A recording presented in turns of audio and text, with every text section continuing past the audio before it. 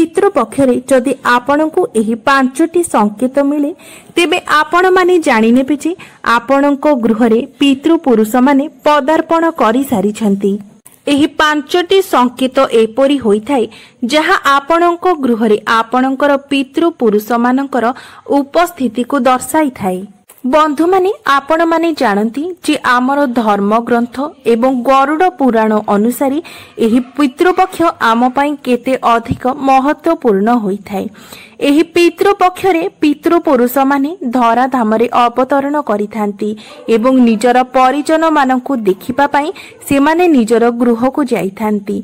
तेबे एही पितृपक्षरे आम द्वारा करा जाउथिबा श्राद्ध तर्पण एवं पिंडदान द्वारा संतुष्ट होई सेमाने आमको आशीर्वाद प्रदान करिथांती।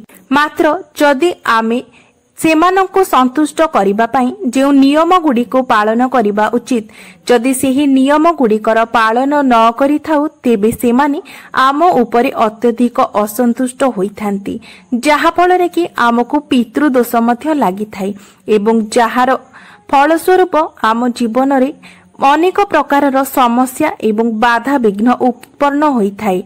मात्र जदि पितृपुरुष माने आमको आशीर्वाद प्रदान करिथांती तेबे एहा द्वारा आम जीवनरु समस्त बाधा विघ्न एवं समस्या गुडीकर नाश होई जाइथाय। सेथिपाई एही पितृपक्षरे आमे समस्ते पितृपुरुष मानकु संतुष्ट करिबा पई सेमानंकर श्राद्ध तर्पण एवं पिंडदान करिबा उचित। एवं बंधु माने आपण माने एक गुरुत्वपूर्ण कथा मने रखंतु जे एही पितृपक्षरे जदि 3टी प्राणी आपणको गृह को आसंती तेबे कदापि भी सेमानंकर अनादर करंतु नाही। प्रथमे हेउछि कुकुर। जदि एही पितृपक्षरे कुकुर आपणको गृह को आसे किंबा जेउ दिन आपण श्राद्ध तर्पण करुथांती जदि सेही दिन अचानक भाबरे आपणको द्वार निकट को कोनोसी कुकुर आसे तेबे एहा अत्यंत शुभ संकेत होइथाय। कारण कुकुर रूपरे आपणकर पितृपुरुष माने आपणको आशीर्वाद प्रदान करिबा पई आपणकर गृह को आसीथांती। सेथिपाई आपण केबे भी सेही कुकुर को खराब व्यवहार करंतु नाही किंबा भूले मध्य कोनोसी वस्तु द्वारा सेही कुकुर को आघात करंतु नाही परंतु आपण माने सेही कुकुर को प्रणाम करी तांको भोजन अर्पण करिबा उचित। एपरि करिबा द्वारा आपणकर पितृपुरुष माने आपणको आशीर्वाद प्रदान करिथांती। द्वितीय प्राणी हेउछि काऊ। बंधु माने पितृपुरुष माने काऊ रूपरे एही पितृपक्षरे आम गृह को आसीथांती एवं जदि आपण जे श्राद्ध कर्म करिथांती सेही दिन काऊ माने आसी आपणको द्वारा दिया जाइथिबा भोजन एवं जल को ग्रहण करिथांती तेबे आपण खुशी हेबा उचित। कारण आपणकर पितृपुरुष माने आपणको उपरे अत्यंत संतुष्ट अछंती एवं आपणको द्वारा दिया जाइथिबा भोजन एवं जल को संतुष्ट होई ग्रहण करिछंती। एपरि हेबा आपणको पई अत्यंत शुभ होइथाय। कारण एपरि हेबा द्वारा आपणको जीवनरु समस्त समस्या एवं बाधा विघ्न शेष होई जाइथाय एवं भविष्यतरे आपणको केवल शुभ फल ही प्राप्त होइथाय। सेथिपाई आपण केबे भी पितृपक्षरे काऊ मानकर अनादर करिबा उचित नुहे। तृतीय रे हेउछि गाई। बंधु माने जदि एही पितृपक्षरे अचानक भाबरे आपणको द्वार निकटकू गोमाता आसंती तेबे आपण अत्यंत भाग्यशाली अटंती। कारण जे पितृपुरुष माने गाई रूप नै आसीथांती से माने अत्यंत पुण्यवान होइथांती। तेबे जदि पितृपक्ष समय आपणको द्वार निकटकू गोमाता आसंती तेबे आपण गोमाता को नमस्कार करी तांको भोजन प्रदान करंतु एवं आपणको मनरे जदि कोनोसी इच्छा थाए तेबे सेही इच्छा को आपण गोमाता निकटरे प्रकाश करंतु। आपण देखिबे आश्चर्यजनक भावरे आपणकर सेही इच्छा निश्चय पूर्ण हेबो। जदि एही समय आपण गाय को मीठा रुटी खाइबाकू दियंती तेबे आपणको 100 गुणा अधिक शुभ फल प्राप्त होइथाए। बंधु माने कौन आपण माने जानती जे आम घरे जो संतान जन्म नहीं थाए सेहिथिरे मध्य पितृपुरुष मानकर अत्यंत प्रभाव रही थाए। जदि आपण पितृपुरुष मानकु असंतुष्ट करती तेबे आपणको गृहरे जो संतान जन्म नहीं थाए सेही संतान ठारे किछि ना किछि दोष रही थाए, जेपरिक संतानटी विकलांग होई पारे अथवा ता पाखरे कोनोसी जिनिसर कमी निश्चय भाबरे थाई पारे। सेथिपाई बंधु माने सर्वदा पितृपुरुष मानकु संतुष्ट रखिबा हेउछि आमर परम कर्तव्य। आम गृहरे सुख शांति केते मात्रारे रहिबो ताहा मध्य आमर पितृपुरुष मानकर संतुष्टि उपरे ही निर्भर करिथाए। तेबे बंधु माने जो 5टी संकेत आपणको कहि थाए जे आपणको गृहको पितृपुरुष माने आसी सारिछंती सेथि मध्यरु प्रथम संकेत हेउछि जदि एही पितृ पक्षर 16 दिन रे आपणको गृहको प्रतिदिन काउ आसंती एवं भोजन ग्रहण करंती तेबे आपण माने बुझी जिबा उचित जे आपणको गृहको पितृपुरुष आसी सारिछंती। तेनु आपण सबुदिन काउ मानंकु भोजन देबा उचित, जेपरिकी चाउल हेउ अथवा रुटी हेउ आपण पितृपुरुष मानंकु भोजन देबा उचित। द्वितीय संकेत हेउछि जदि एही 16 दिन रे आपणको गृहको कोनोसी कला कुकुर आसंती तेबे मध्य एहा अत्यंत शुभ संकेत होइथाय।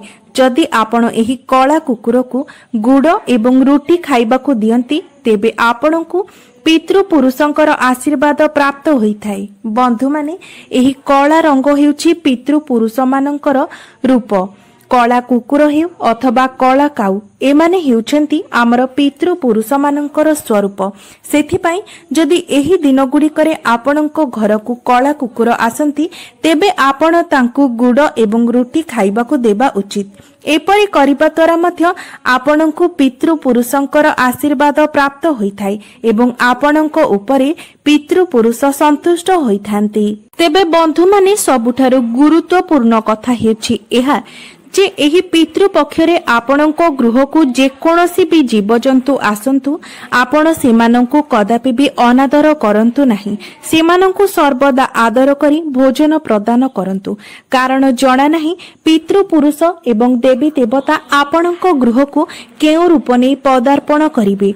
सेथिपाई एही समरे कोनोसी जीवजंतु को आपण अनादर करंतु नाही। बंधु माने तृतीय संकेत हेउछि जदि आपणकर तुलसी गछ हठात सुखिबाकू लागे तेबे आपण माने जानि नियंतु जे आपणको गृहकू पितृपुरुषंकर आगमन होई सारिछि, मात्र सेमाने आपणको उपरे अत्यंत मात्रारे रुष्ट अछंती एवं आपणको गृहरे पितृदोष मध्य लागिछि। तेनु एथिपाई आपणको पितृलोकंकु संतुष्ट करिबा पई गोटिए उपाय निश्चय अवलंबन करिबाकू हेबो। तेबे एही पितृ पक्षरे आपणको विशेष रूपरे प्रभु सूर्यंकु जलरे 2टी लवंग रखी आपणको सूर्यदेवंकु जल अर्पण करिबाकू हेबो एवं जल अर्पण करिबा समय आपण एही मंत्रटीर उच्चारण करिबा उचित।